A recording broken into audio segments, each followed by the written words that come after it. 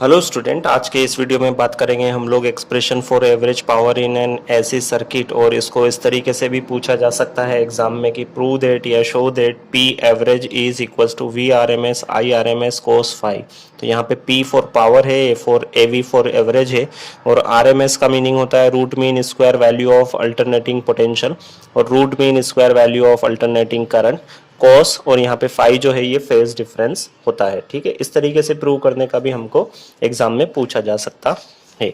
तो चलिए सबसे पहले अगर हम लोग बात करें कि पावर जो है वो क्या होता है किसी एसी सर्किट में। ठीक है, what is power in an AC circuit. तो इसका आंसर क्या बनता है, rate at which energy is consumed in an electric circuit. देखिए अगर हमारे घरों में जो भी अप्लायंस वगैरह होते हैं वो एसी पे काम करते हैं और वो एनर्जी कंज्यूम करते हैं। ठीक है, तो जिस रेट पे वो एनर्जी को कंज्यूम कर रहे हैं उसी को हम लोग क्या कहते हैं, power used by the AC circuit. और पावर जो है वो क्लियरली मेंशन आता है, वाट में आता है। अगर आप लोगों ने देखा हो जैसे जो बल्ब आते हैं या एलईडीज आते हैं उन पे वाट WATT ये यूनिट लिखी रहती है, मतलब वो कितनी एनर्जी कंज्यूम करेंगे वो उस पे लिखा हुआ आता है। ठीक है, अगली बात करें कि डिपेंड, ये जो पावर है ये पावर जो है ये किस पर डिपेंड करता है। तो इस रिलेशन को अगर हम लोग देखें यहाँ पे पी एवरेज वाले को, तो देखिए यहाँ पे पी एवरेज किस पे डिपेंड करता है, फाई पे डिपेंड करता है। अब फाई क्या है, तो फाई जो है वो होता है फेज डिफरेंस। अब फेज डिफरेंस पे कैसे डिपेंड करेगा वो हम लोग देखेंगे डेरिवेशन में। इसके अलावा अगर हम लोग देखें कि पावर क्या होगा अल्टरनेटिंग सर्किट में, अल्टरनेटिंग एसी सर्किट में, तो power will be equal to the product. देखिए यहाँ पे इन दोनों का क्या हो रहा है, प्रोडक्ट हो रहा है।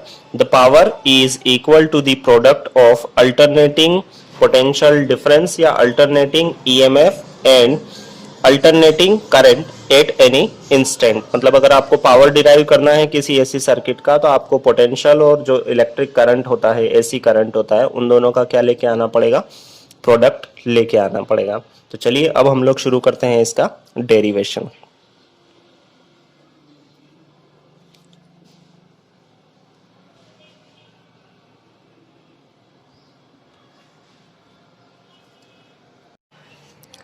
तो स्टूडेंट हम लोग अज्यूम करते हैं let I be the alternating current in AC circuit. कोई हमारे पास सर्किट है उसमें आई करंट है और वी जो है वो अल्टरनेटिंग पोटेंशियल है।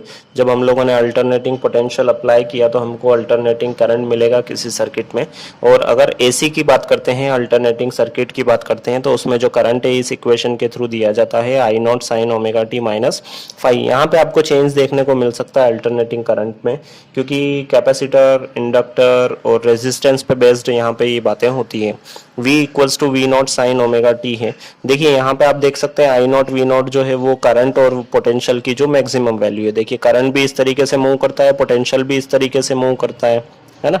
तो अगर हम लोग ये मैक्सिमम वैल्यू देखेंगे तो इसको हम लोग आई नॉट कहते हैं। यहाँ पे भी ये है आई नॉट करंट की और ये पोटेंशियल की मैक्सिमम वैल्यू है। ठीक है, और उसके साथ ही अगर हम लोग देखें ओमेगा जो है वो एंगुलर फ्रीक्वेंसी और फाई जो है फेज डिफरेंस है। यहाँ पे करंट जो है वो लीड्स बिहाइंड है क्योंकि यहाँ पे माइनस दिख रहा है आपको और यहाँ पे कुछ भी नहीं है, ओमेगा टी इक्वल है, लेकिन यहाँ पे ये जो वैल्यू है ये कम आएगी, मतलब करंट लेग्स बिहाइंड रहेगा और वो पोटेंशियल जो है वो लीड्स अहेड होगा। अब हमने डेफिनेशन देखी थी, अल्टरनेटिंग सर्किट है हमारे पास तो उसमें पावर जो है वो इक्वल होता है product of V and I के। ठीक है, तो जो वैल्यू है वो यहाँ पे हम लोग प्लेस कर दें, पी इक्वल्स टू वी की वैल्यू मैंने यहाँ पे प्लेस करी साइन ओमेगा टी, मल्टीप्लाई में आई की वैल्यू प्लेस कर रहे हैं, आई की वैल्यू ये रही यहाँ पे हमारे पास I naught sine omega t minus five. ठीक है, तो अब हम लोग थोड़ा सा इसको अरेंज करके लिख लेते हैं यहाँ पे P equals to V naught I naught sine omega t, और मैं यहाँ पे ब्रैकेट में इसको लिख देता हूँ sign omega t minus five. इसको ऐसा इसलिए लिखा है कि देखिए यहाँ पे जो है एक आइडेंटिटी लगेगी, साइन ये हो जाएगा हमारे लिए A और ये हो जाएगा फाई जो है वो हो जाएगा B। तो साइन A माइनस बी करके एक आइडेंटिटी होती है, वो इस टाइप से होती है। साइन A माइनस बी अगर होगा तो उसको हम लोग लिख सकते हैं sine A cos B minus, यहाँ पे माइनस तो यहाँ पे minus, cos A sine B। मतलब यहाँ पे इसके जो एंगल है वो अल्टरनेट चेंज हो जाएंगे। ठीक है, अब अगर हम लोग देखें तो हमारे पास ए नहीं है, ए के प्लेस पे क्या है ओमेगा टी है, देखिए यहाँ पे बी जो है बी के प्लेस पे क्या है फाई है, तो यहाँ पे भी क्या हो जाएगा, ये ए नहीं आएगा ओमेगा टी हो जाएगा, बी नहीं आएगा ये क्या हो जाएगा फाई हो जाएगा, यहाँ पे भी क्या आ जाएगा ए की बजाय ओमेगा टी रहेगा, बी की बजाय क्या रहेगा फाई रहेगा।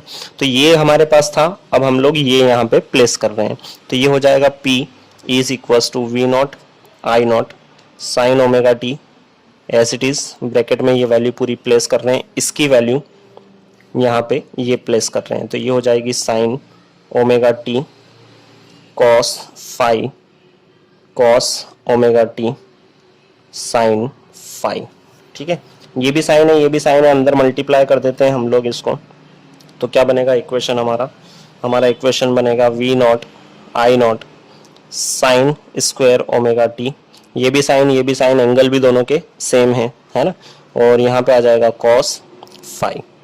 ठीक है, अब अगर यहाँ पे माइनस अगर हम लोग देखें तो यहाँ पे फिर ये जो है ये इस टर्म के साथ भी मल्टीप्लाई होगा, तो ये हो जाएगा sign omega t cos omega t और साइन फाई। देखिए ये साइन फाई है एंगल और यहाँ पे ओमेगा टी है, इसलिए इनका मल्टीप्लाई हमने नहीं किया है, दोनों अलग अलग है। अब हम यहाँ पे 2 से मल्टीप्लाई कर लेते हैं और 2 से इसको डिवाइड भी कर लें, तो अगर हम लोग देखेंगे तो यहाँ से ये जो दो मिलके फिर से एक नई आइडेंटिटी बन जाएंगे, मतलब 2 साइन इस तरीके की एक आइडेंटिटी होती है कॉस ए, तो हम लोग इसको लिख सकते हैं साइन 2 ए।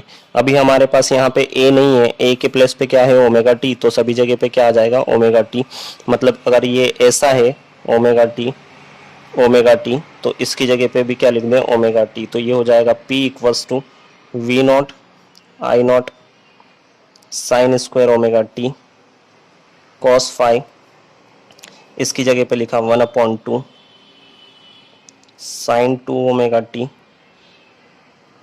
और साइन फाई।